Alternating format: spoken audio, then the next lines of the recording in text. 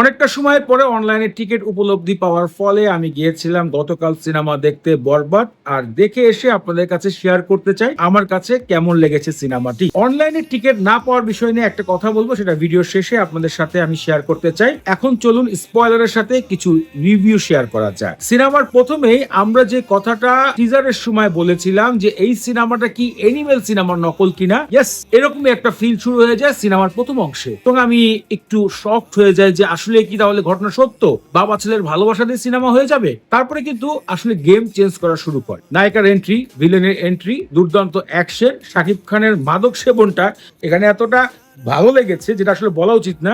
মানে মনে হয়েছে সে আসলে একটা কোকেন এডিক্টেড। সিনেমার গল্প আসলে কমার্শিয়াল দিক দিয়ে অনেক সিনেমার গল্প একরকম হয়ে থাকে। এই কমার্শিয়াল সিনেমাগুলোর অ্যাকশন, কমার্শিয়াল সিনেমাগুলোর যে ধারায় চলে সেই ধারায় কিন্তু এই বরবাদ সিনেমা। তাই আমাদের কাছে বারবার এনিমেল সিনেমার অ্যাকশনের মতন মনে হচ্ছিল। আবার এদিকে শাকিব খানকে অনেক দিক দিয়ে রণবীর কাপুরের মতনও মনে হয়। সিনেমার গল্পের মধ্যে যদি আপনি ইন্টারেস্ট করতে যান তাহলে কিন্তু আপনি কখনোই বরবাদ সিনেমা দেখবেন না। যদি কমার্শিয়াল অ্যাকশন, ধামাকা, রোমান্স, ভালোবাসা আরো অনেক বিষয় রয়েছে সেগুলো দেখতে চান তাহলে হচ্ছে বরবাদ 10-এ 10 দেওয়ার মতো একটি সিনেমা। সিনেমার গল্পে নতুনত্ব বলতে এমন কিছু নেই, তবে কিছু কিছু সিন খুব ভয়ানক করেছে জিনসেন গুপ্তকে অ্যাড করে।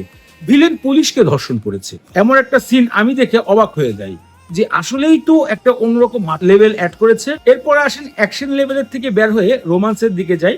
শাকিব খান তো বরাবর একটা রোমান্টিক নায়ক ছিল, অ্যাকশনের সাথে পারফরমেন্সটা দুর্দান্ত করেছে। সিনেমাটি আপনি দেখে বেশ একটা ফাটাফাটি ফিল পাবেন যে বলিউডের টপ ক্লাসের কোন সিনেমা দেখছেন। আমি যতক্ষণ সিনেমাটি দেখেছি আমার কাছে মনে হয়নি এই সিনেমাটা আমি বাংলাদেশের কোন নায়কের দেখছি। সিনেমা শেষ হলে আপনার মনে একটা কথা বেজে উঠবে যে যেমন বলিউডের শাহরুখ খান রয়েছে, বাংলাদেশের তেমন মেগা স্টার শাকিব খান রয়েছে। কমার্শিয়াল সিনেমা দিয়ে ফাটাফাটি একটা ওভারঅল উপহার দিয়েছে মেহেদী হাসান হৃদয় আমাদের বরবাদ সিনেমাটি। সিনেমায় যেমন অভিনয় করেছেন শাকিব খান, তেমন অভিনয় করেছেন নেগেটিভ ক্যারেক্টার বা তার বিপরীতের ক্যারেক্টারে জিনসেন গুপ্ত।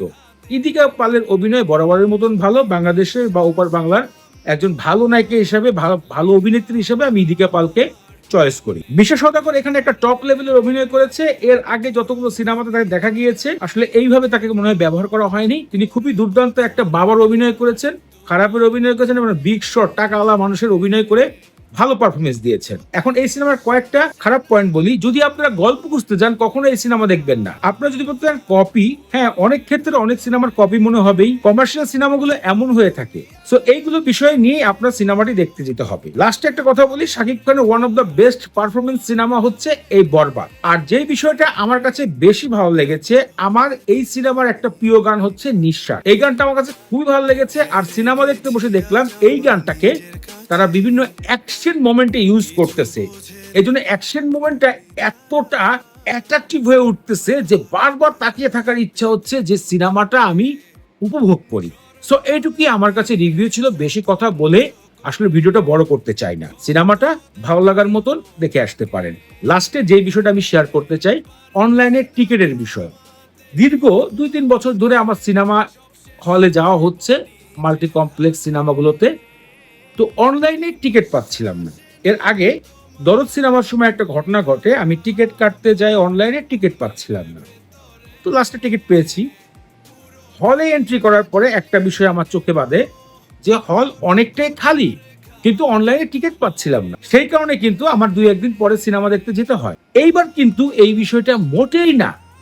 ঈদের 7ম দিনে গিয়েও আমি দেখছি হল পুরা ফুল, হলে সিট নেই ভাই। এখানে ওখানে কোনো জায়গায় সিট নেই, হয়তো একটা মিস গিয়েছে, হয়তো আসতে পারেনি, এরকম হতে পারে। কিন্তু এবার হল ব্লাস্ট করে ফেলেছে বরবাদ সিনেমাটা। এটা আমার কাছে খুবই ভালো লেগেছে এবং আমার যে একটা নেগেটিভ চিন্তা ছিল দরদ সিনেমা দেখার পরে সেই চিন্তাটা বাদ হয়ে গেছে। সো ফ্রেন্ডস, আমার কাছে এরকম মনে হচ্ছে। আপনাদের কাছে এক্সট্রা কোনো কিছু মনে হয়ে থাকলে ভিডিওতে কমেন্ট করে জানাবেন। আজকে এখানে বিদায় জানাচ্ছি, পরবর্তী নতুন কোনো ভিডিও দেখা হচ্ছে। সেই পর্যন্ত ভালো থাকুন, সুস্থ থাকুন, আল্লাহ হাফেজ।